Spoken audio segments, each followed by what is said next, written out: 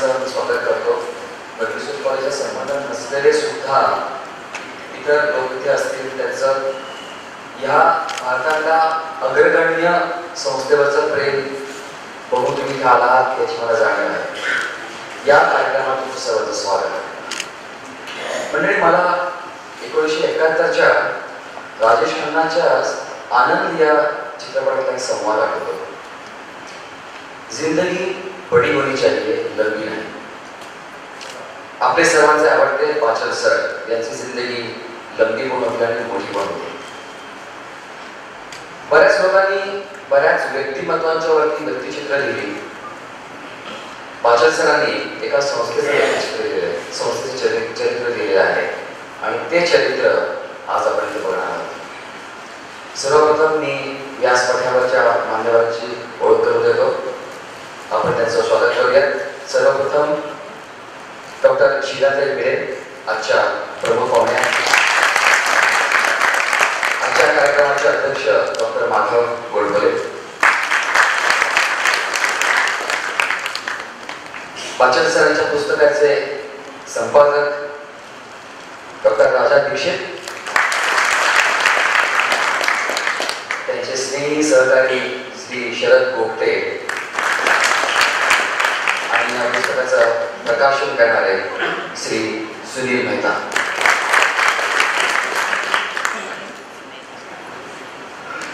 आज पाचल सर असते तर त्यांनी या प्रकाशन समारंभी त्यांचं मनोगत नक्कीच व्यक्त केलं असतं, पण त्यांच्या वतीने त्यांनी लिहिलेलं मनोगत थोडक्यात तुम्हाला मी वाचून दाखवतो, जे त्यांनी पुस्तकात नमूद केलेलं आहे. सर म्हणतात, 1879 मध्ये टिळक आणि आगरकर डेक्कन कॉलेजमध्ये शिकत असताना तेथील वसतिगृहात एकाच खोलीत राहत होते आणि खुद्द टिळकांनी लिहिल्याप्रमाणे 1900 हे टिळकांचं वाक्य आहे. 1879च्या जुलै ऑगस्ट मध्ये मी आणि आगरकर एकत्र चर्चा करत असतो. चर्चेचा विषय असते, आपण ब्रिटिश मिशनरी संस्थांच्या धर्तीवर महाराष्ट्रात खाजगी शाळा स्थापन करू आणि चालवू, असं होऊ शकतं का? शिक्षणाच्या क्षेत्रात भारतीयांनी स्वतःच्या प्रयत्नावर शाळा चालवणं महत्त्वाचं आणि गरजेचं आहे आणि या बाबतीत आमचं पूर्ण एकमत होतं.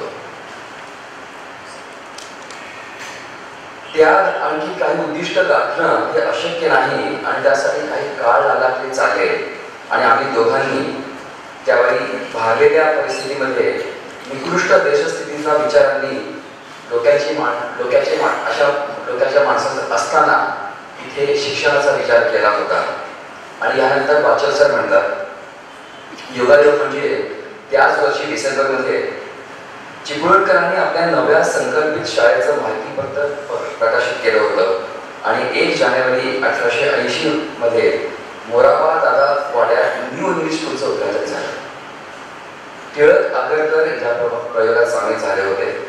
शाळेचं रूपांतर कॉलेजमध्ये करण्यासाठी 24 ऑक्टोबर 1884 रोजी डेक्कन एज्युकेशन सोसायटीची स्थापना झाली आणि त्यापुढचा महत्त्वाचा टप्पा म्हणजे 2 जानेवारी 2017 रोजी फर्ग्युसन कॉलेजला 132 वर्ष पूर्ण झाली. 1885 मध्ये कॉलेजची स्थापना झाली आणि 1895 मध्ये आताची वास्तू उभी आहे. पाचल सर म्हणतात, माझी मूळ योजना 3 खंडांची होती. त्या दृष्टीने पहिली सर्व मांडणी केली होती, एक खंड प्रसिद्धही केला, पण पुढे ही योजना पाळली. मग ती बदलून एकाच खंडात ग्रंथ बसवण्याचं ठरलं. मात्र मी अक्षरशः अंतराळात पडून असल्याने हे काम पूर्ण कसं करावं हा पेच निर्माण झाला होता. पण तो पेच सोडवणारी त्रिमूर्ती मला भेटली. माझे कौटुंबिक स्नेही, प्रकाशक व जाणकार श्री शरद गोगटे यांनी ग्रंथ प्रकाशनाबाबत पुढाकार घेतला. प्रकाशनाची प्रत्यक्ष जबाबदारी मेहता पब्लिशिंग हाऊस या नामवंत प्रकाशन संस्थेच्या श्री सुनील मेहता यांनी स्वीकारली. ग्रंथाच्या संपादनाचे क्लिष्ट काम माझे फर्ग्युसनमधील एकेकाळचे तरुण सहकारी डॉक्टर राजा दीक्षित यांनी स्वीकारले. सध्या ते पुणे विद्यापीठाच्या मानवविद्या व सामाजिक शास्त्रांसाठीच्या आंतरप्रणाली अभ्यास केंद्राचे प्राध्यापक व प्रमुख आहेत. त्यांचा पुणे विद्यापीठाचा इतिहास हा ग्रंथ मान्यता पावलेला आहे. गोगटे, मेहता आणि दीक्षित ही त्रिमूर्ती एकत्र आल्यावर माझी सर्व चिंता दूर झाली. फर्ग्युसनवरील माझ्या ग्रंथाचे स्वप्न आज त्यामुळे साकार होत आहे. आयुष्याच्या या उत्तर काळात याहूनही अधिक कृतार्थता कोणती असू शकते. या ग्रंथ प्रकल्पाचा दीर्घ प्रवास आज पूर्ण होत आहे. खरं म्हणजे तो आज पूर्ण होतो आहे. वाटचाल फर्ग्युसनची या ग्रंथाचे स्वागत वाचक करतील अशी मी आशा करतो. फर्ग्युसनला माझ्या लाख लाख शुभेच्छा. वाचक सरांचं आणि मी आता मान्यवरांचा सत्कार करण्याची विनंती करतो. सर्वप्रथम मी सुधीर मेहतांना विनंती करतो की त्यांनी श्री माधव गोडबोले यांचा सत्कार करावा.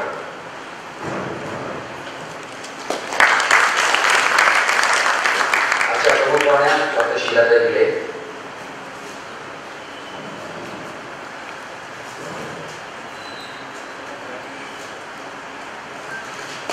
डॉक्टर राधा दीक्षित,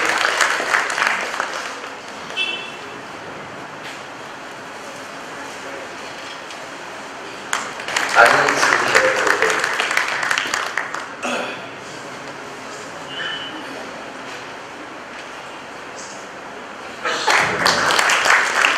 आणि श्री गोखले यांना विनंती करतो की त्यांनी सुधीर मेहता यांचा सत्कार करावा.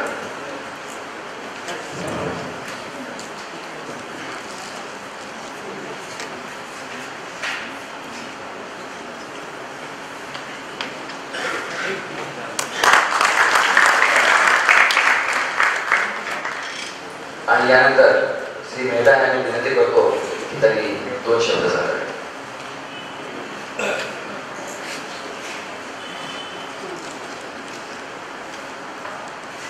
नमस्कार मंडळी. प्रथम मी सभागृहातील मान्यवरांचं भेटपावशी हाऊस आणि वाचक कुटुंबीय यांचं हार्दिक स्वागत करतो. आयुष्यात अनेक गोष्टी अशा अचानक घडत असतात ज्याचा आपण कधी स्वप्नातही विचार केला नसतो, पण अशा गोष्टी घडतात आणि ज्यावेळी त्या सत्यात दिसायला लागतात त्याचा आनंद अविस्मरणीय असतो. आपण जीवनात अनेक गोष्टी कित्येक माणसांशी जोडलेला असतो जी नव्या नव्या रूपात आपल्याला पुन्हा भेटत असतात. हे सांगायचे कारण फर्ग्युसन कॉलेज किंवा फर्ग्युसनच्या प्रांगणात मी आणि माझे वडील अनिल मेहता हे दोघेही आम्ही शिकलो, राहिलो होतो, घडलो. माझे वडील 1 वर्ष फर्ग्युसन कॉलेजात विज्ञान शाखेत शिकत होते, पण नंतर त्यांना ते काही जमलं नाही, त्यामुळे त्यांनी BMCCला कॉमर्स कॉलेजमध्ये ऍडमिशन घेतली. मी सुद्धा 81 ते 83 या सालात फर्ग्युसनच्या हॉस्टेलमध्ये राहत होतो. हॉस्टेलमध्ये किंवा BMCC कॉलेजला जाताना आपल्याला फर्ग्युसनच्या आवारातून जायला लागायचं. त्यावेळी असं कित्येकदा वाटायचं, कारण त्यावेळी फक्त आर्ट्स, सायन्स, कॉमर्स असे शाखा असायच्या. मलाही असं वाटतं की त्यावेळी आपण सायन्स घेतलं असतं आणि आपण फर्ग्युसन कॉलेजमध्ये शिकलो असतो, एका मोठ्या कॉलेजमध्ये, जिथं म्हणजे पुण्यात जे पहिलं नाव कॉलेजचं घेतलं जातं तर फर्ग्युसन कॉलेज. ते काय होणार नव्हतं, त्यामुळे मला कॉमर्स कॉलेजमध्ये मी शिकलो आणि त्यामुळे असं वाटतं की काय असं काहीतरी चुकतं येतं. आणि फर्ग्युसनच्या कॉलेजमध्ये जाताना विद्यार्थ्यांना बघायचं की किती हुशार विद्यार्थी, कॉमर्सचे विद्यार्थी कसे आपण आपल्याला बघत असतो त्यावेळी. पण आज त्याच प्रांगणात वाढलेलो मी किंवा माझे वडील आणि त्या संस्थेचा इतिहास मेहतापासून व्यवस्थेकडे प्रकाशित होतो आहे, त्याचा मला आणि माझ्या वडिलांना नक्कीच अभिमान आहे. हे पुस्तक प्रकाशित करण्याची संधी श्री शरद गोडबोले यांच्यामुळे आम्हाला लाभली, त्यांचे मी मनपूर्ण आभार मानतो. वाचन सांगायच्या नंतर वाचन कुटुंबीय राधा दीक्षित सर यांनी जी काय हे पुस्तक प्रकाशित करण्यासाठी जी मदत केली ती खूप मोठी होती. त्यासाठी त्या दोघांचेही आभार मानतो. विशेष श्री गोडबोले सर आणि सौ शीलाताई भिडे यांचेही विशेष आभार. आणि फर्ग्युसनवर आपण सर्वजण मनापासून प्रेम करतात म्हणून आपण इथं आलेला आहात. तुमचे जेवण.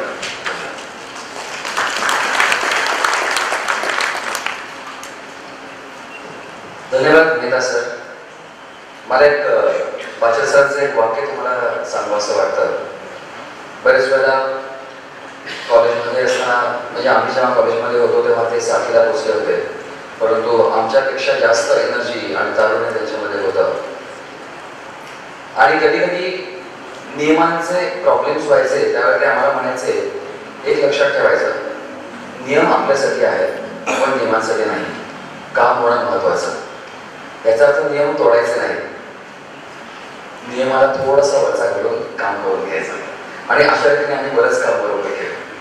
मी डॉक्टर राजाशी नामांतरित करतो. त्यांनी सरांनी म्हटल्याप्रमाणे त्याच्या संपादनाचं अतिशय अवघड आणि क्लिष्ट काम केलेलं आहे.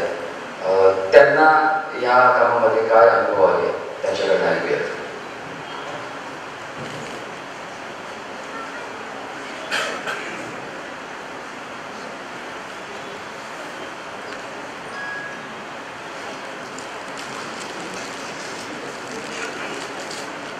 आमच्या या प्रकाशन समारंभाचे अध्यक्ष आदरणीय डॉक्टर माधवराव गोडबोले, प्रमुख अतिथी श्रीमती भिडे, प्रकाशक श्री सुनील मेहता, आमचे ज्येष्ठ स्नेही श्री शरद कुपटे, वाचक यांच्या कन्या आरती वाचक कवी, वाचक कुटुंबीय आणि फर्ग्युसन प्रेमी बंधूही. आज वास्तविक पाहता जे समोरचा श्रोतृवृंद पाहिल्यानंतर इतक्या जुन्या आठवणी लागल्या झाल्या आहेत, ज्याला आपण नॉस्टॅल्जिया म्हणतो, स्मृती कातरता, ही मनात कुठेतरी निर्माण झाली. आणि त्याच भावनेने मी माझे विचार अगदी 10 मिनिटांमध्ये आपल्यासमोर ठेवणार आहे. वॉट्सअप फर्ग्युसनची 1885 ते 2010 या ग्रंथाचं आज प्रकाशन होत आहे. याचं संपादक या नात्याने मला अतिशय आनंद वाटतो. लेखक डॉक्टर विमा पाचल यांचा जन्मदिन आहे, तेव्हा प्रथमतः पाचल सरांना मी विनम्र आदरांजली अर्पण करतो आणि माझ्या मनोगत व्यक्त करतो. हा जो ग्रंथ आहे याची परत काल माझ्या हातात पडली. आणि कारण आपल्याला माहिती कुठले पुस्तक जे आहे ते प्रकाशित होईपर्यंत त्याचं काम चालू असतं, ते सोपं काम नाही.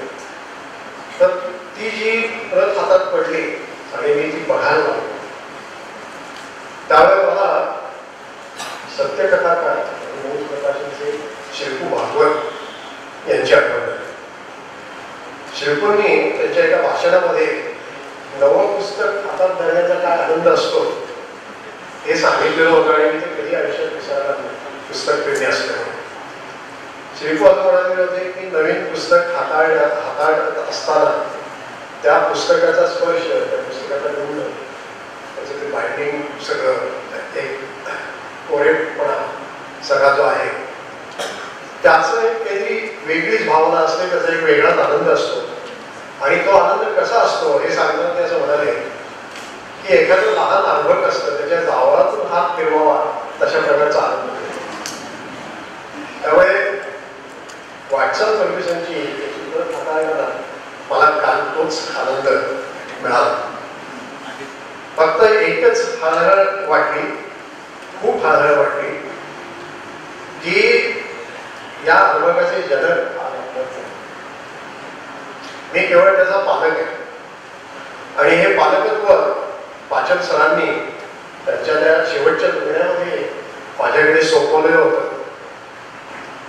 एक त्यांचा छोटासा सहकारी फर्ग्युसन होता, पण या नात्याने मी ते काम पूर्ण केलं. मला आठवत आहे अजूनही की त्या सगळ्या टप्प्यामध्ये पाचल सरांचा जवळपास रोज मला फोन यायचा. आजारामुळे अतिशय क्षीण झालेला आणि तरी उत्साहाने मुसमुसलेला त्यांचा आवाज हा आता 4 वर्ष उलटून गेले तरी अजूनही माझ्या कानात बोलतो. त्याचा विलक्षण आशावाद, त्यांची विलक्षण निष्ठा, या सगळ्याचं दर्शन त्या काळात मला घडलं. मला नेहमी असं वाटतं, विशेषतः या ग्रंथामुळे मला असं वाटतं की जसं प्रत्येक माणूस आपलं नशीब घेऊन जन्माला येतो, असं मला वाटतं प्रत्येक ग्रंथ हा सुद्धा आपलं नशीब घेऊन जन्माला येत असतो. आणि पराधीन आहे जगती पुत्र मानवाचा हा नियम पुस्तकरूपी जो पुत्र मानवाचा आहे त्याला सुद्धा तितकाच लागू आहे हे या पुस्तकावरून आपल्या लक्षात असो. ही हळहळ जरी असली तरी या प्रसंगी वचनपूर्तीचं समाधान पडेल. कारण मला आठवत आहे की शरद पोपटे त्यांचा सगळा पुढाकार आहे याच्यात. शरद पोपटे आणि मी आम्ही वाचन सरांना असं वचन दिलं होतं की हे पुस्तक तुमचं पूर्णत्वाकडे जाईल आणि ते प्रकाशित केले आम्ही घेतो. आणि ते जाण्याच्या काही दिवस आधीच DTPचं जे 25 वर्षी आपली झालेली होती ती DTP परत आम्ही त्यांच्याकडे घेऊन गेलो. त्यांनी ती परत पाहिली आणि त्यांना त्यांच्या चेहऱ्यावर जे विलक्षण समाधान त्यावेळी आम्हाला दिसलं तेही आज मला या निमित्ताने आठवत आहे. त्यामुळे मी म्हटलं तसं हे वचनपूर्तीचं समाधान. आता या पुस्तकाची जी पूर्णकथा आहे सगळी मी सांगत नाही कारण माझ्या आताची वेळ अगदी थोडा आहे. त्यांनी म्हटलं तरुणीने की संपादन करताना जे अनुभव त्याच्यावर मी तासभर करू शकतो. एवढंच म्हणेन की वाचन सरांनी त्याचा पहिला तीन खंड त्यांच्या समोर होते. त्यातला पहिला तरी प्रकाशितही केला, दुसरा DTP झाला आणि तिसरा त्यांनी लिहून पूर्ण केला हस्तलिखित स्वरूपात. आणि आज हा ग्रंथ जवळजवळ 600 पानी ग्रंथ आहे, 588 पानांचा. तर याच्या दुपटीपेक्षा अधिक असा तो मजकूर होता आणि ते काही सगळं प्रकाशित होणं शक्य नव्हतं. म्हणून असं शेवटी निर्णय घेतलेला होता की एका खंडामध्ये एक बसवायचं, म्हणजे निम्म्याहून ते कमी करणं ही पहिली मोठी जबाबदारी होती. मूळ आशयाचा रत्नांना होता आणि बाकी सरांचा त्याच्यावर जो एक लेखकाचा शेवटी हात फिरवावा लागतो तो फिरलेला होता. आणि त्यामुळे ज्या काही मोकळ्या जागा असतील त्या भरण्या किंवा अन्य संपादन म्हटलं की जे करावं लागतं ते सगळं मी त्याच्यात केलं आणि वेळोवेळी त्यांच्याशी चर्चा करून मी ते केलं. त्यामुळे आज हे पुस्तक आपल्या समोर येते, आपल्या हाती येते. खूप वेळ लागला पण यात काही कोणा एका व्यक्तीचा दोष नसतो. ही प्रक्रियाच अशी असते की ती वेळठोस प्रक्रिया आहे. वेगवेगळ्या कारणाने ते प्रकाशन लांबत गेलं परंतु आज आता हे प्रकाशन होत आहे त्याचा मला आनंद वाटतो. वाचन सरांनी फर्ग्युसन कॉलेजची जी आयुष्यभर सेवा केली मला असं वाटतं आयुष्यानंतर सुद्धा त्या सेवेचा हा अध्याय महत्त्वाचा आहे. आणि मी तर असं म्हणेन की वाचन सरांनी केलेल्या या संस्थेच्या सेवेचा हा ग्रंथ म्हणजे कळसबिंदू आहे. त्या ग्रंथाच्या रूपाने ते आपल्यात कायम राहतील याची मला खात्री आहे. मी अधिक बोलणार नाही. मला जे अनुभव मी एवढंच म्हणेन संपादनाचा माझा आधीचा जो अनुभव होता साहित्य अकॅडमीसाठी मी निवडक शिकवणकर या ग्रंथाचं संपादन केलेलं होतं. सेतुमाधवराव पगडी यांचे जे 10 खंड समग्र सेतुमाधवराव पगडी हैदराबादच्या मराठी साहित्य परिषदेने काढले त्यातले इतिहास विषयक 1,500 पानाचे 2 खंड त्याचं संपादन केलं. इतिहास संशोधक मंडळाच्या शताब्दी स्मरणीचं केलं असं पुष्कळ आहे यादी सांगत आहे. पण तो सगळा अनुभव मला एक खूप कमी वेळात करावा लागला पण तो सगळा अनुभव गाठीशी घेऊन आणि वाचन सरांच्या आशीर्वादाने जे काही पूर्ण झालं ते आता आपल्या हातात येणारे होतं. मी फक्त एवढंच करतो की 2 मिनिटात माझं जे मनोगत आहे त्यातल्या 4-5 ओळी वाचतो आणि थांबतो. हा ग्रंथ नेमकं काय आहे कारण अगदी रूढ हाताने कसं इतिहास असतो तसंच नाही. मग तो काय आहे तर त्याच्याविषयी मी एकच वाक्य लिहिलं ते आपल्यासमोर ठेवतो. थोडे संदर्भ साधनीकरण, थोडा इतिहास, थोडा अहवाल, थोडे आत्मकथन, थोड्या आठवणी असे या ग्रंथाचे संमिश्र स्वरूप आहे. आधुनिक महाराष्ट्राच्या शैक्षणिक सांस्कृतिक इतिहासाचे ते महत्त्वपूर्ण साधन ठरू शकेल. आणि माझ्या मनोगताचा समारोप मी या जो केला आहे त्या 4 ओळी फक्त वाचतो आणि मी थांबतो.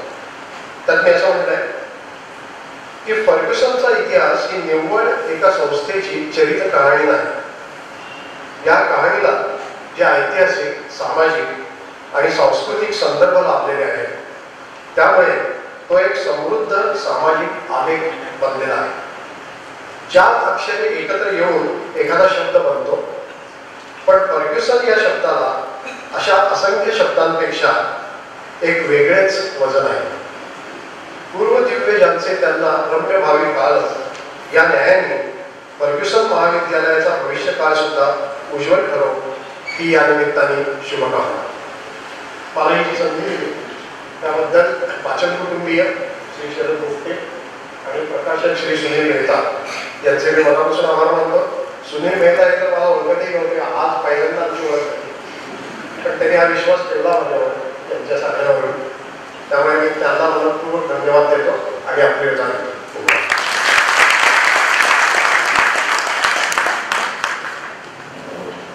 डॉक्टर दीक्षित धन्यवाद. प्रकाशन समारंभाकडे वळण्यापूर्वी मला फक्त एक छोटी आठवण सरांची सांगायची आहे. पाचक सर त्यावेळेला साथीचे असले ते सुद्धा आमच्यासारखेच तरुण होते आणि त्याचे उदाहरण म्हणजे असं झालं होतं की आम्ही मूड इंडिगो किंवा रंदेगो ह्या इतर कॉलेजेसच्या फेस्टिवल्सना जायचो पार्टिसिपंट्स म्हणून. आणि एकदा सहज बोलताना त्यांना म्हणलं की सर असंच एक फेस्टिवल फर्ग्युसनचा असताना काय हरकत आहे, Fergusson college is that big, it's a very big institute. तर ते म्हटले की काय हरकत आहे मग, पण सर ते कसं काय शक्य आहे, नाही आपण करूयात ते. आणि त्यांनी मागे लागून सर्व मुलांच्या मागे लागून पहिल्यांदा 85 मध्ये शताब्दी वर्षामध्ये इन्सिंग सुरू होईल असं बघितलं होतं. ते त्यावेळेला त्यांनी तेवढा उत्साह दाखवला नसता, पण आमच्यामध्ये सुद्धा तेवढा उत्साह खरंच नव्हता असं मी म्हणू शकतो. आणि आता मी प्रकाशन समारंभासाठी मंचावरती दीपक पाचक सरांचे सुपुत्र, आरती डबीर आणि ज्योतू उनकेले पाचक सरांची कन्या यांना आमंत्रित करतो.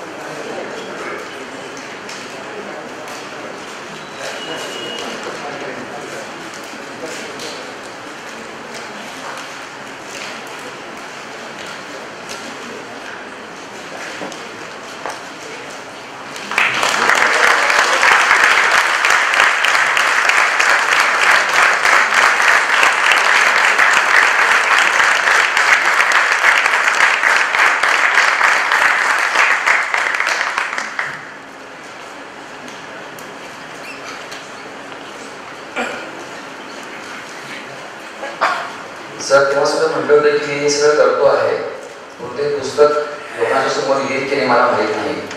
आणि 4 वर्षापूर्वी ते आपल्याकडून गेले त्यानंतर काही दिवसांनी पाचक कुटुंबीय आरतीने त्याच्यामध्ये पुढाकार घेऊन अतिशय सगळ्यांच्या बरोबर कोऑर्डिनेट करून हे पुस्तक घडवून आणलेलं आहे असं मी म्हणेन. त्या कुटुंबाचं खरंच आपण आभार मानायला पाहिजे, त्यांच्यामुळे हे पुस्तक आपल्यापर्यंत पोहोचतं आहे. आजच्या प्रमुख पाहुण्या डॉक्टर शीलाताई भिडे यांचा मी थोडक्यात परिचय करून देतो. खरं मी त्यांचा थोडक्यातच परिचय करता येऊ शकतो, कारण तो खरं म्हणजे एवढा मोठा आहे की त्याच्या वेगळा कार्यक्रम करायला लागेल. त्या सरांच्या विद्यार्थिनी होत्या 68च्या सुमाराला I guess. She is such a highly celebrated person and serve the nation so much that I just talked to her for 5 minutes and I was in awe of her actually speaking.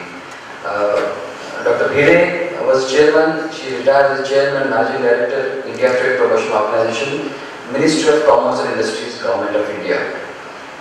She has done Masters in Personal Administration from the Harvard University and she's done doctorate in International Trade from Geneva, Switzerland. She's conducted many seminars. In fact, there are so many, I just cannot mention them all here. And she's won the prestigious Prime Minister's Award for Excellence in Public Administration in the year 2007 and 2008. She's been a Special Secretary and Financial Advisor of the Ministry of External Affairs, Additional Secretary and Financial Advisor of the Ministry of Defense, Joint Secretary, Ministry of Company Affairs, and Secretary Finance, Government of Andhra Pradesh.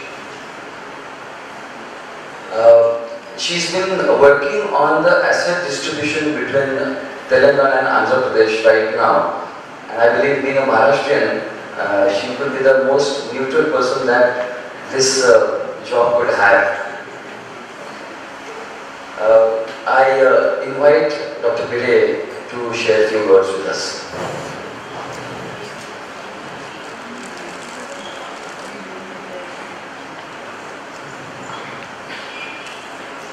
My senior colleague, respected Mr. Madhav Godbole, respected guests on the dais and friends. It really gives me great pleasure to be with all of you on this very auspicious occasion. When Deepak Bachal phoned me a couple of days ago asking whether I will come for this function, I most readily and happily accepted. Because for me, this is an occasion when I can pay my respects to our great beloved Bachal sir and also pay obeisance to our great alma mater, the famous Fergusson College. Let me say about Professor Bachal, he was not just a professor for me, he was a friend, philosopher and guide. The years that I spent in college and even at the university level, he was always there for us. He made political science and public administration an extremely interesting subject. It was not the theoretical textbook sort of lectures that he gave us, but he combined the theory with a lot of practical exposure of what actually politics is and what is public administration. And it was because of him that I took so much interest in the subject. Let me also say that though I bunked some of the lectures of other professors, for Professor Bachal I did not miss a single lecture. It was so fascinating. Not only did he tell us about the theory and practice of politics, he tried to expose us to a variety of influences. He took us to Bombay to see how the assembly works. He made us meet many leaders. We used to organize lectures after college, after lectures in the library. He used to invite eminent people to speak to us. And he also started a students' study circle where he encouraged students to select any particular topic and read a paper on it or discuss it. So he tried to see that the students were just not bookish or theoretical, but they understood what the practice of politics is. And this is how my interest in the subject grew. Not only that, he encouraged me to sit for the IAS, me and my sister. And let me tell you, without any coaching, without any external support, we both got into the IAS largely because of the background and the foundation that Professor Bachal had given us. When I entered the IAS, I was posted first in Gujarat, then after marriage I went to Andhra Pradesh. And let me tell you, I never forgot Professor Bachal. He was always in our mind. For the simple reason that whatever he told us, taught us in college, I saw in reality. And what he taught us was like a framework, and in that we had to implement whatever are the requirements of a civil servant. So he long remained in our mind and in our heart. And later on, even after he retired, I kept contact with him, and of course through Deepak Bachal, who was constantly coming to Delhi and keeping in touch.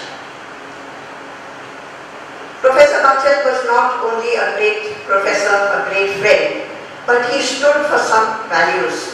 And this is what I feel is really important after a person is gone. It is the values which remain. For me, he epitomized simple living and high thinking.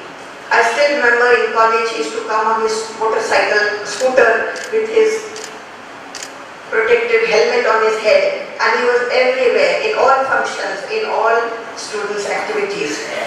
It is the simplicity which really, and earnestness, sincerity and dedication, which I think we all remember him for. Coming to Fergusson College, I think Fergusson College and Professor Bachal mean the same to me. Fergusson College also is not an ordinary college. It was started by such eminent patriots like Tirak, Agarwal, Chibulkar, and even the principals thereafter, Karve, Ranglar Paraspe, Hogekar. They were all such eminent people who thought far beyond just education. Their philosophy was education not for just education, but for the society's progress. They said education must play an ennobling role in society. And these are the very high principles on which Fergusson College was founded. And it is not surprising that when you have such solid value-based foundation, the institution will no doubt grow from strength to strength. We all know that there are so many colleges, so many deemed universities in and around Pune. Is there any difference between Fergusson and these institutions? Many of these private colleges are flush with funds. They have got beautiful facilities, laboratories, hostel buildings. But maybe Fergusson does not have the same to compare. But what Fergusson has is a very strong value-based foundation. And this is what I feel Fergusson remains somewhat different from every other institution.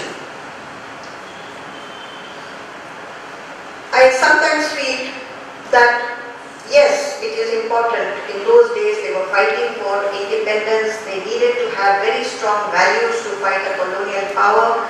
They had to reform the society. But does it mean that those values are not of any relevance today? I personally feel, I have been in civil service for 37 years. I personally feel that yes, the values that they incorporated, encourage everybody to follow, still have relevance. And I would like to give some examples from my own career. Maybe the great nationalist leaders had a very big canvas. They had the national freedom movement as a canvas on which they fought. And they fought with selflessness, absolute dedication. But maybe our canvas is small. We are just doing our careers, we are just doing our job. But I still feel at the back of our minds, if we keep values such as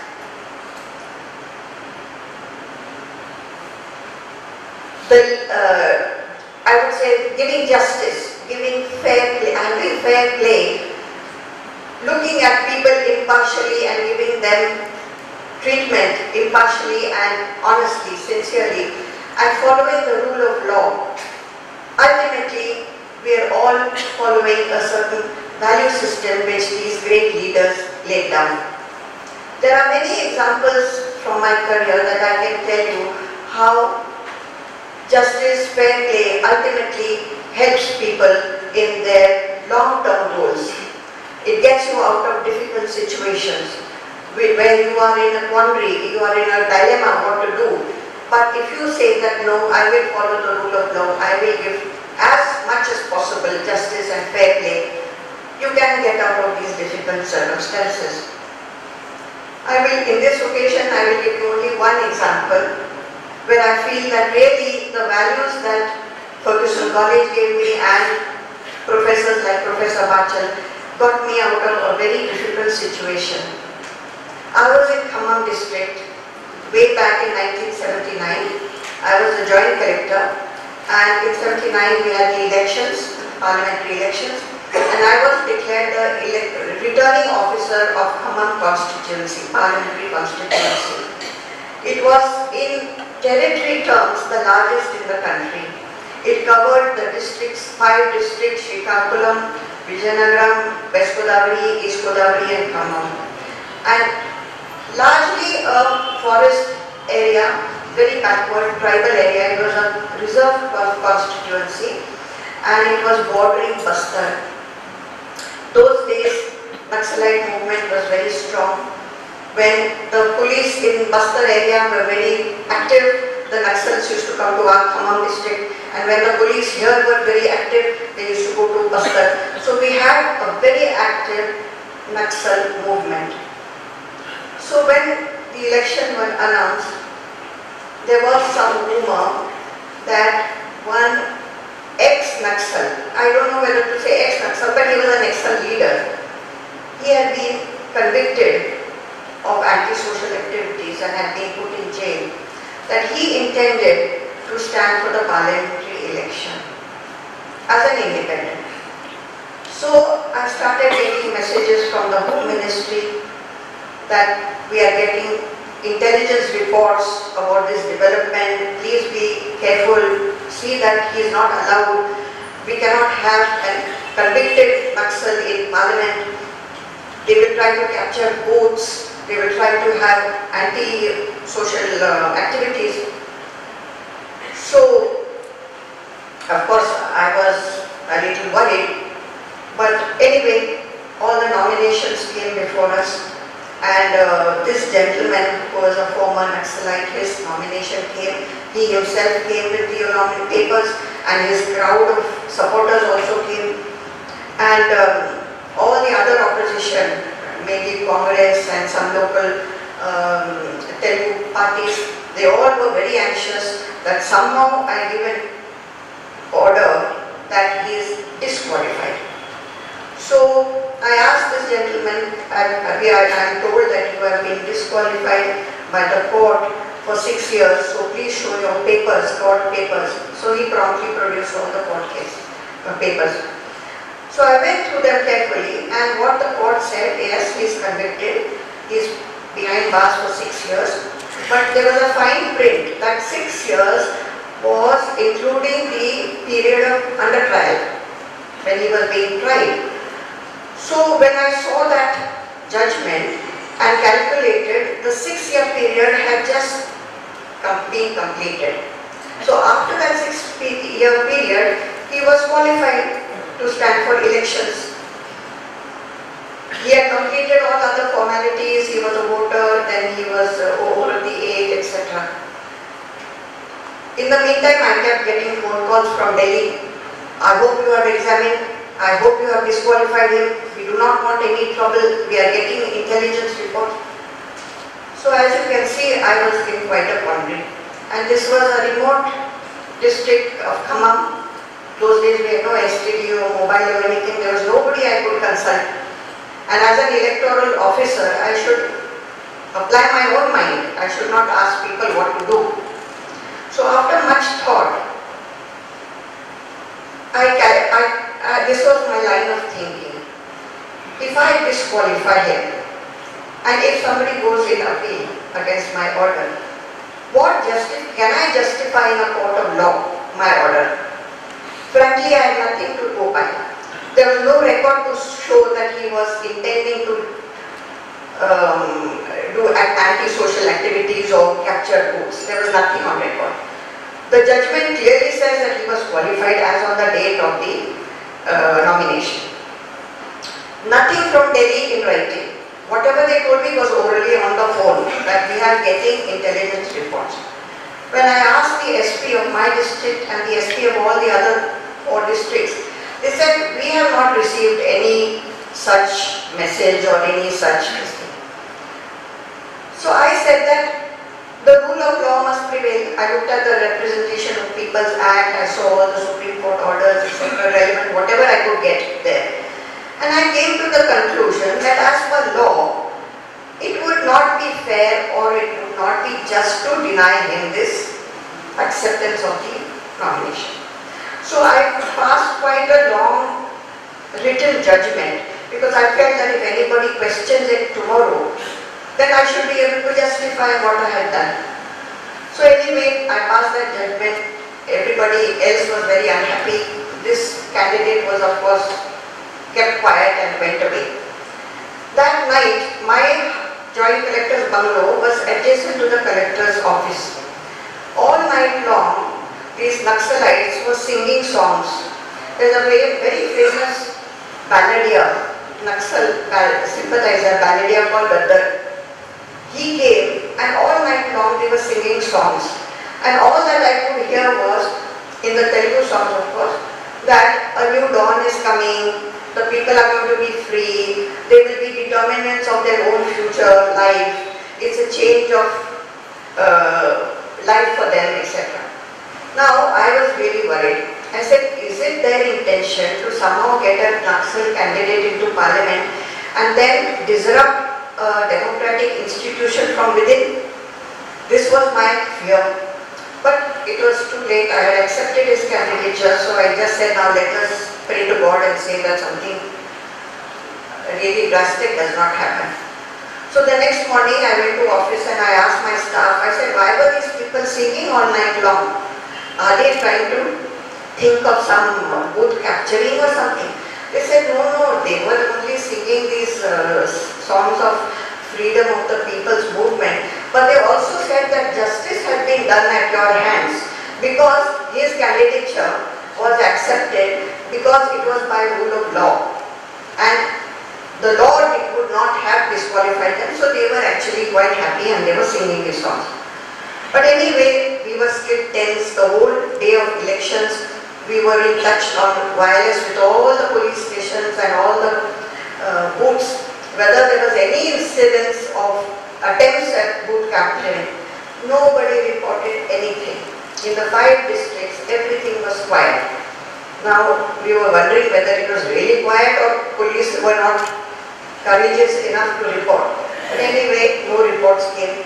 And then districts were far away, lot of rivers are in between, forest, people had to come by walk, etc.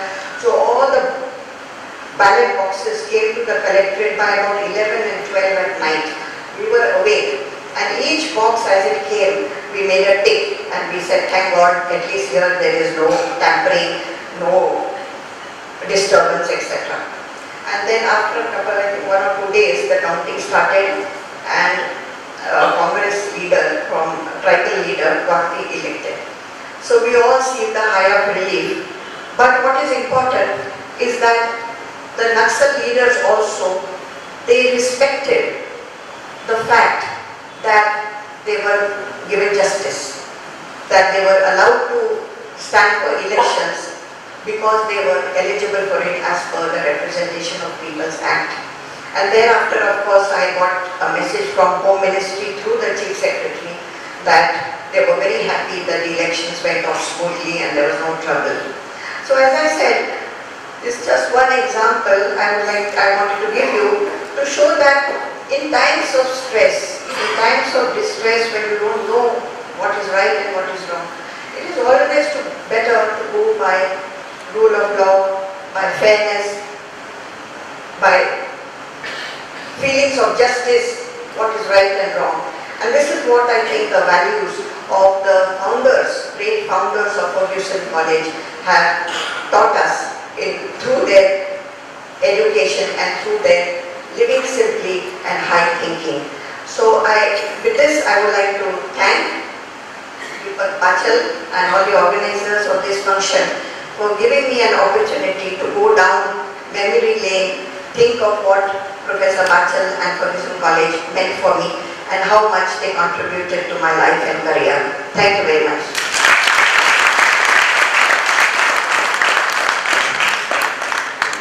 Thank you so much, Dr. Bide. Your speech was a really revelation of many kinds. We were believing that the work that she's doing is intellectual, knowledge-based, but I guess that was courageous also. And we must applaud the diplomacy extended by the team in that area. And actually, yes, you said very right that Dr. Bachal was a very student-oriented teacher. And that reminds me of one of his sentences, that it's not the faculty that make an institute big, the students that make an institute big, because they go world over. and make their name and the institute's name also. And they are far many in number than the faculty. So that's in 1947. And of course, I did catch that one sentence where you said we bunked some lectures. Well, we did also. Probably we bunked the wrong lectures. Thank you so much for your speech. मी याच्यानंतर आजच्या कार्यक्रमाचे अध्यक्ष माधव गोडबोले यांना आमंत्रित करतो. थोडक्यात त्यांचा परिचय. डॉक्टर गोडबोले यांनी केंद्र सरकारमध्ये गृह आणि न्याय सचिव असताना 13 साली प्रशासकीय स्वेच्छानिवृत्ती घेतली.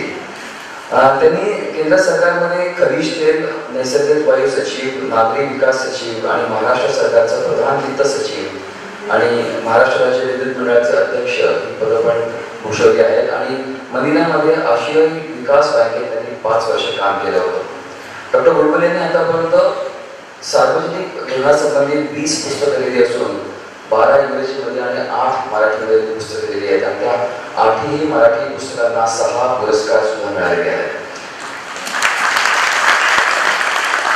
मुंबई विद्यापीठातून अर्थशास्त्रात MA आणि PhD आणि अमेरिकेत विल्यम्स कॉलेजमधून त्यांनी विकासाच्या अर्थशास्त्रात MA या पदव्या मिळवल्या आहेत. मगाशी बोलताना मी डॉक्टर गोडबोलेंना म्हणालो की तुम्ही फर्ग्युसन कॉलेजमध्ये होतात का, तुम्ही सराफीचा विद्यार्थी होता. म्हटलं नाही, मी फर्ग्युसन कॉलेजचा विद्यार्थी नाही, मी फक्त 2 वर्ष 1.5 वर्ष कॉलेजमध्ये होतो. मला वाटतं तुम्ही एकदा ॲडमिशन घेतली, once a Fergussonian always a Fergussonian. So I guess is a Fergussonian too. आणि माझ्या मते भारतीय केंद्र शासनामध्ये इतकं वर्ष त्यांनी काम केलं. त्यांचं एक वैशिष्ट्य असं आहे की त्यांचा वाढदिवस सगळं भारत साजरा करतात, कारण त्याचा वाढदिवस 15 ऑगस्टला आहे. मी डॉक्टर गोडबोले यांना विनंती करतो की त्यांनी आपल्याला 2 शब्द सांगावे.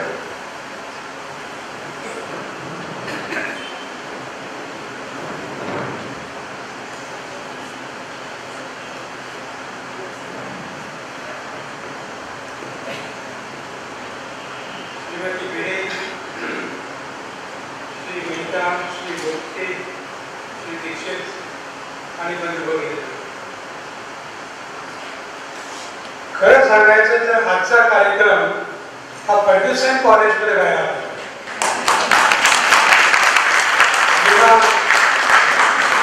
आरती मला याचं इन्व्हिटेशन द्यायला आली तेव्हा मी तिला विचारलं की हा कार्यक्रम बाहेर का होतोय. या सोसायटीनी आणि फर्ग्युसन कॉलेजनी अतिशय अभिमानाने हा कार्यक्रम आपल्या प्रिमायसेस मध्ये करायला पाहिजे होता. आता तो का झाला नाही हे पुणेकर चोखंदळ आहे, त्यांना ते कळेल आणि त्यांनी त्याचा विचार जरूर करावा. परंतु काळ इतका बदलला आहे. एकेकाळी मी असं म्हणत असे की शेवटी सगळे पुढारी हे त्या प्रांताचे पुढारी होतात, त्याच्यानंतर त्या राज्यांचे पुढारी, त्या जिल्ह्यांचे पुढारी होतात, त्या तालुक्यांचे होतात. आता परिस्थिती अशी आली आहे की समाजामध्ये अतिशय चांगलं काम करणाऱ्या मंडळींना पण फक्त त्यांचे कुटुंबीयच तेवढे आठवतात, त्यांची आठवण तेच ठेवतात. बाकीची कोणाला समाजाला आठवणच राहत नाही. अशा तऱ्हेची ही अतिशय असंवेदनाक्षम अशी आपली समाजाची घाटणी झालेली आहे. आणि आजच्या समारंभाच्या निमित्ताने मला वाटतं ह्या विषयावर आपण जरूर विचार केला पाहिजे. आजचा समारंभ का झाला नाही फर्ग्युसन कॉलेजमध्ये, आणि ही फर्ग्युसनची शोकांतिका आहे काही तुमच्या आमच्या सगळ्यांची शोकांतिका आहे. दुसरा प्रश्न मी असा म्हणेन की वाचनाला तर मी गेले 50-60 वर्ष ओळखतो. माझं लग्न झाल्यापासून मी खरं म्हणजे त्यांना ओळखतो, कारण ते माझ्या सासऱ्यांच्या अतिशय जवळ होते आणि नेहमी त्यांच्याकडे येत असत. त्यानंतर वेळोवेळी त्यांच्याशी बोलण्याचे प्रसंग येत, चर्चा करण्याचे प्रसंग येत. मला मुद्दा उल्लेख केला पाहिजे की ज्यावेळेला मी सेक्युलरिझमवरचं माझं पुस्तक लिहित होतो गेल्या 2-3 वर्षापूर्वी, त्यावेळेला पहिल्यांदाच मी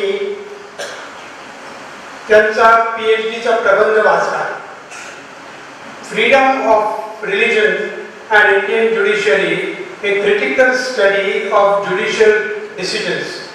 हा 1975 साली प्रसिद्ध झालेला त्यांचा प्रबंध. अतिशय उत्तम लिहिलेला, अतिशय विचार करून लिहिलेला. या विषयावरची मी जवळजवळ 200-250 पुस्तक वाचली आणि त्याच्यातलं हे एक चांगलं पुस्तक म्हणून माझ्या लक्षात राहिलं. फक्त ते लोकांच्या नजरेला आलं नाही, कारण त्यावेळेला मेहता पब्लिशिंग हाऊस नव्हतं. जर ते असतं तर कदाचित ते जास्ती लोकांच्या पर्यंत पोहोचलं असतं आणि जितकं लोकांना हा विषय समजायला पाहिजे होता तितका तो समजू शकला असता. मला असं वाटतं की या समारंभाच्या निमित्तानं काही प्रश्नांचा आपण विचार करणं आवश्यक आहे. अल्बर्ट आइन्स्टाईननी गांधीजींच्या बद्दल असं म्हटलं होतं, generations to come it may be will scarce believe that such a man as this ever in flesh and blood walked upon this earth. येत्या अनेक पिढ्यांना यावर विश्वासही बसणार नाही की असा हाडामासाचा माणूस या पृथ्वीवर प्रत्यक्ष होता. मला असं वाटतं की गांधीजींसारखे अनेक गांधी या देशामध्ये अनेक क्षेत्रात निर्माण झाले. फर्ग्युसन कॉलेजच्या डेक्कन एज्युकेशन सोसायटीच्या आजीव सदस्यांचा विचार जेव्हा मी करतो तेव्हा मला असं वाटतं हे वर्णन त्यांना चपखल बसतं. आपण कदाचित बघितलं असेल, नुकतंच अतिशय प्रसिद्ध लेखक शशी थरूर त्यांनी एक पुस्तक प्रसिद्ध केलं. मुद्दाम मला त्याचा उल्लेख करायचा. त्या पुस्तकाचं नाव आहे An Era of Darkness, The British Empire in India. अतिशय डोळे उघडणारं असं हे पुस्तक आहे. पण त्या पुस्तकामधला काही भाग हा अतिशय विवाद्य आहे. उदाहरणार्थ त्यांनी असं म्हटलं की त्या काळामध्ये इंग्रजी भाषा घेऊन शिक्षित झालेले बहुतेक लोक हे प्लास्टिक ब्रिटिशर्स होते. काय ते एका अर्थाने. पण आजीव सदस्य या सोसायटीचे एकही ब्रिटिशर झाला नाही. त्यांनी शेवटपर्यंत आपलं भारतीयत्व, आपलं हिंदुस्थानीयत्व हे कायम ठेवलं, आपल्या समोर ठेवलं. हाच एक फार मोठा धडा होता. दुसरी गोष्ट, शिक्षणाचा प्रसार हा यासारख्या सोसायटीने जितका केला तितका कोणीच केला नाही. मग आता मी ज्यावेळेला विचार करत होतो शशी थरूरांच्या आणखीन एका विधानाचा, त्यांनी असं म्हटलं की ब्रिटिशांच्या काळामध्ये लिटरसी म्हणजे शिक्षणाचा प्रसार अतिशय कमी होतो. खरं 8-10% जेमतेम लोक शिक्षित होते. परंतु ब्रिटिश इंडियामध्ये जे आले ते तुम्हाला शिक्षण देण्यासाठी आलेच नव्हते. मग ज्यावेळेला आम्हाला स्वातंत्र्य मिळालं आणि जेव्हा आमची राज्यघटना आम्ही तयार केली त्यावेळेला आम्ही असं म्हटलं की शिक्षण हा प्रत्येकाचा अधिकार असेल.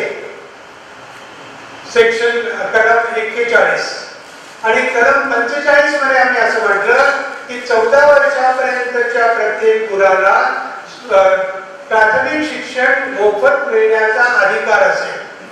ही आमची राज्यघटना आम्ही 1950 साली अडॉप्ट केली आणि त्याच्यानंतर जवळजवळ 50 वर्ष आम्हाला त्यानंतर हा अधिकार लोकांना द्यायला लागला. तर आमच्या स्वातंत्र्यानंतर ही वेळ आमच्यावर आली तर ब्रिटिशांना गावात ठेवण्याचे अधिकार आम्हाला आहे का नाही?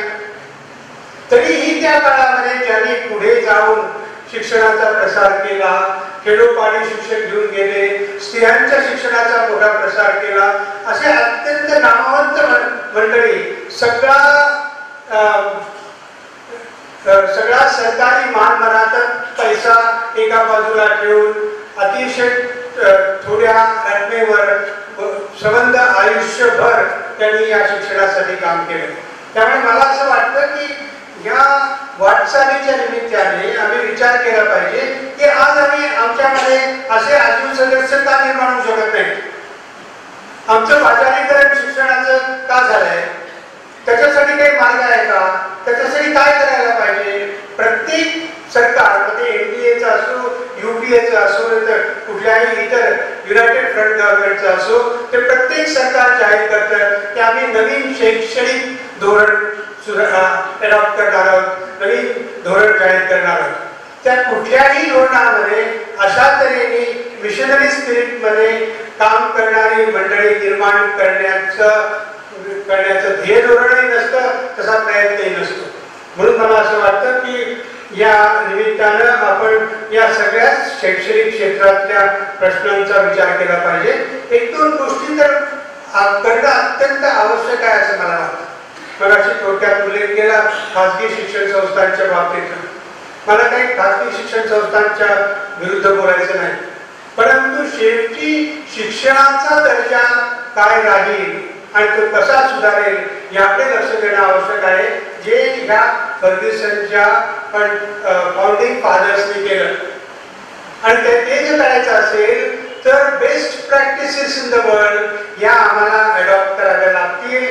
त्याच्यासाठी म्हणून प्रयत्न करावा लागेल. आणि म्हणून मी तर असं म्हणेन की आता जागतिकीकरणानंतर सगळे संदर्भ बदललेत.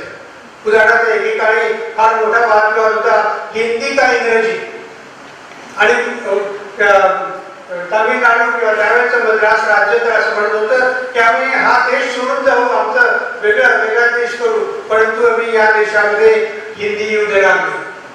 आता हिंदी का इंग्रजी हा वाद आता राहिलाच नाही. आता खेडोपाड्यामध्ये इंग्रजी शिक्षणच झालं, कारण आपल्या लोकांना कळलं, सगळ्यांना कळलं, मुलांना कळलं की जर जागतिकीकरणामध्ये आपल्याला स्पर्धेत टिकायचं असेल तर इंग्रजी शिकायला पाहिजे.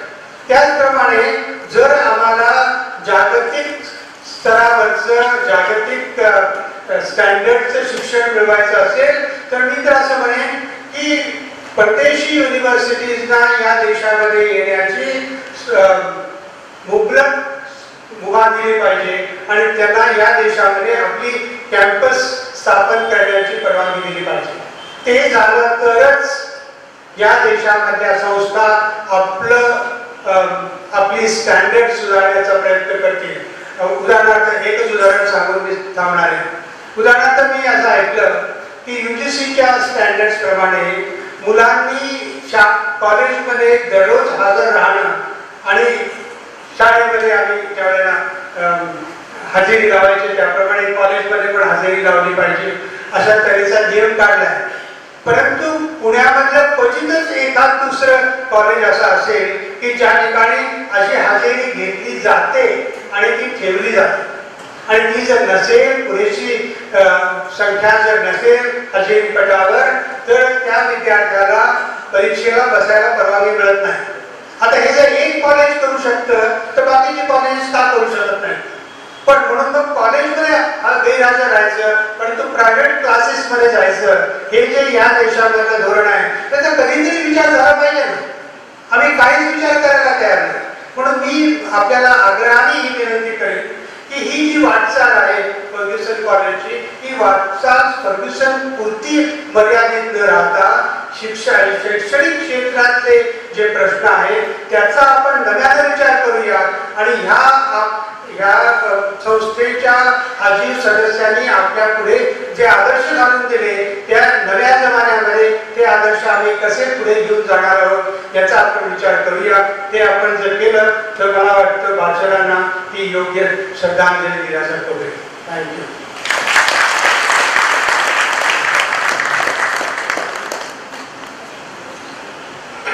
डॉक्टर गोडबोले धन्यवाद. आणि हो, हा कार्यक्रम फर्ग्युसन कॉलेजच्या ऐतिहासिक अँफिथिएटरमध्ये झाला असता तर नक्कीच उचित झालं असतं. पण अजून एक औचित्य या कार्यक्रमात साधलं गेलेलं आहे ते म्हणजे आज भाषण सरांचा वाढदिवस. तर त्या निमित्ताने हे औचित्य आपण साधलं आणि गोखले हा कार्यक्रम होत आहे. आपण साजरा आजचा दिवस. मी या पुस्तक प्रकाशनाच्या प्रक्रियेमध्ये खूपच लोकांचा हातभार लागलेला आहे आणि या सगळ्यांना ऋणनिर्देश व्यक्त करण्याचं काम अतिशय महत्त्वाचं असं मला वाटतं. आणि मी भाषण सर्वांचा मुलगा दीपक पाचल याला मंचावर बोलवतो आणि त्यांनी आभार प्रदर्शनाचं काम करावं असं मला विनंती करतो.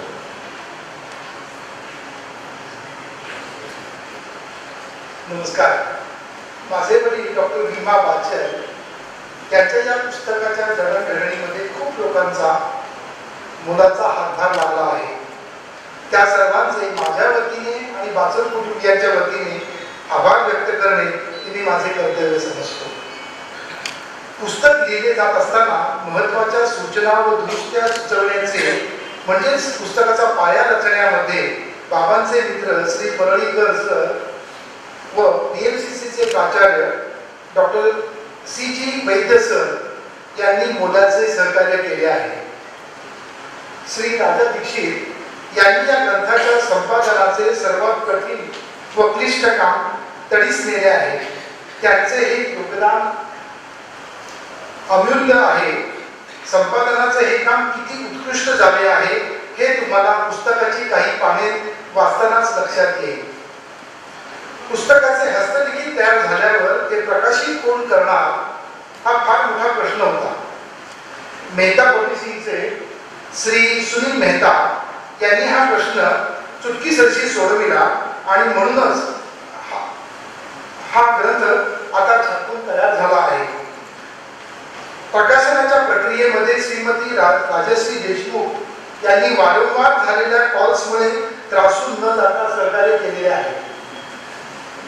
बाबांचे सहकारी शरद पोपटे काका यांनी प्रथम तीनही ग्रंथ एकत्रित करण्याची कल्पना मांडली आणि बाबांच्या आजारपणाच्या काळात सतत त्यांच्या पाठीशी राहून हे काम पूर्ण करण्यास फार मोलाची मदत केली आहे. पुस्तक लिहिताना प्रचंड संदर्भ आणि माहितीची गरज होती. हे सर्व वेळोवेळी पुरवून फर्ग्युसनचे ग्रंथपाल श्री कांबळे सर यांनी बाबांचे काम बरेच सोपे केले होते. फर्ग्युसनचे ऑफिशियल फोटोग्राफर म्हणता येतील अशा दाते कुटुंबियांकडून बरीच दुर्मिळ छायाचित्रे मिळाली. त्यामुळे पुस्तकाला एक छान दृश्य स्वरूप प्राप्त झाले आहे व हा ग्रंथ देखणाही झाला आहे. बाबांचे आणखी एक सहकारी श्री श्रीनिवास पेंडसे काका यांची मिळालेली साथ खूप महत्वाची होती व बाबा त्यांचा नेहमीच उल्लेख करत असत. प्रकाशन समारंभ करायचा ठरल्यानंतर ते कोठे करायचा असा प्रश्न येईल असे वाटले नव्हते, पण तो आला. काही दिवस उत्तरही मिळत नव्हते, पण गोखले इन्स्टिट्यूटचे संचालक माझे मित्र डॉक्टर राजेश परचुरे सर यांनी हा प्रश्न हॉल उपलब्ध करून सोडवला. धन्यवाद. वरील उल्लेख केलेल्या सर्व मंडळींचे त्यांनी ग्रंथनिर्मितीत केलेल्या योगदानाबद्दल मी मनापासून आभार मानतो. याशिवाय आणखी बऱ्याच लोकांचे हातभार या कामास लागले आहेत. सर्वांचा नामोल्लेख करणे शक्य होणार नाही. त्या सर्वांचे देखील मी खूप आभारी आहे. बाबांचे स्नेही आणि पुणे शहरातच नव्हे तर संपूर्ण महाराष्ट्रास अभिमान वाटावा अशा डॉक्टर माधवराव कोडबोले सरांच्या हस्ते या कामाला अध्यक्ष म्हणून लाभले, त्याबद्दल मी त्यांचाही आभारी आहे. बाबांना त्यांच्या विद्यार्थ्यांचा नेहमीच कौतुक आणि अभिमान होता. सौ शिलाताई भिडे माजी केंद्रीय सचिव यांच्याबद्दल ते नेहमीच बोलत असत. मी उभे करत असलेल्या अवंती कराग्राम या प्रोजेक्टला गव्हर्नमेंट ऑफ इंडियाची रेकग्निशन आणि ग्रँट मिळवून देण्यात त्यांनी मोलाची कामगिरी पण केलेली आहे. आज त्या या कार्यक्रमास खास दिल्ली म्हणून इथे आल्या, त्याबद्दल मी त्यांचा आभारी आहे.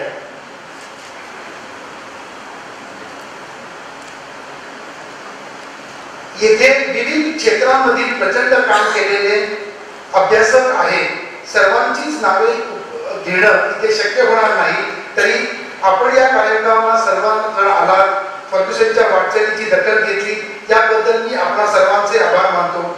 आपण सर्वांनी ग्राउंड फ्लोअरवर चहा आणि चहापानाची सोय केलेली आहे, त्याचा जरूर आस्वाद घ्यावा. धन्यवाद.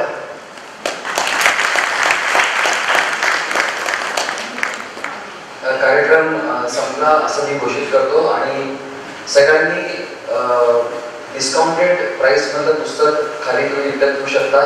सगळ्यांचं पुस्तक वाचून झालं की एका रसग्रहणाचा कार्यक्रम आपण फर्ग्युसन कॉलेजमध्ये करू.